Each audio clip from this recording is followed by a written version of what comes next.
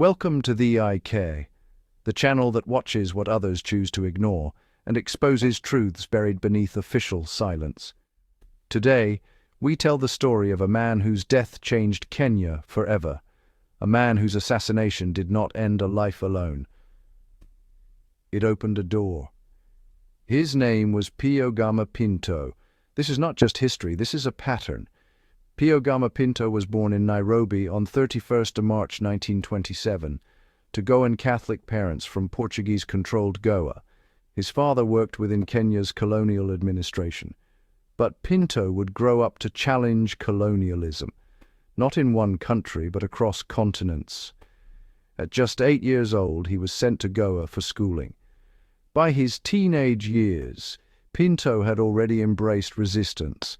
At 17, he organized protests in Bombay against Portuguese colonial rule in Goa. His activism was so threatening that arrest and deportation to the notorious Tarrafal concentration camp became a real possibility. To escape capture, Pinto returned home to Kenya. By 1949, Pinto was back in Nairobi. He worked clerical jobs by day and organized revolution by conviction. He co-founded the East African Indian Congress, mobilizing the Asian community to support Kenya's independence. But Pinto's most powerful weapon was not politics alone. It was information. As a journalist, he wrote for several publications and produced an anti-colonial program on All India Radio, broadcasting Kenya's colonial abuses to the world. This international exposure angered colonial authorities. In 1954, during Operation Anvil, Pinto was arrested.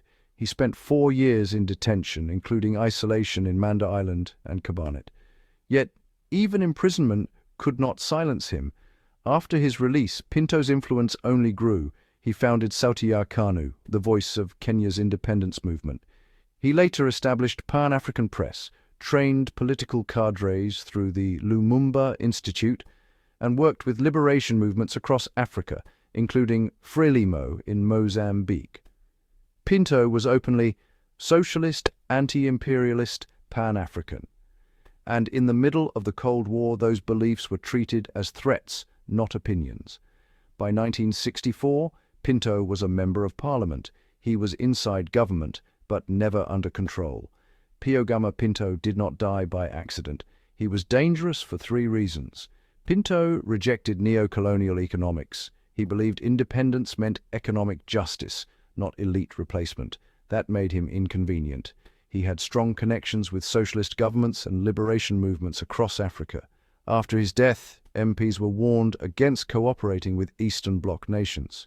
This suggests his killing was not random. It was a message. Pinto knew how power worked from the inside.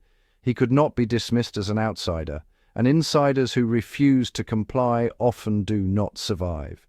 24th of February 1965, Westlands, Nairobi, Gama. Pinto sat in his car, his young daughter beside him, waiting for the gate to open. Gunmen approached. Shots were fired at close range. Pinto died instantly, aged just 38 years.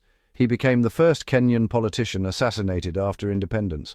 That fact alone changed everything. Pinto's murder shattered an illusion. Before him, violence was blamed on colonial rule. After him, the threat came from within independent Kenya. His killing proved something dangerous. Political assassination was possible. And worse, it could go unpunished. The investigation was shallow. The alleged mastermind was cleared. One suspect served decades in prison, only to be released claiming innocence and calling for fresh investigations. No truth ever emerged. Silence followed. And silence teaches lessons. After Pinto, the door was open. 1969, Tom Mboya charismatic, internationally connected, assassinated in Nairobi. No masterminds held accountable. 1975, J.M. Kariuki, a voice for the poor, critical of inequality, abducted, tortured, murdered.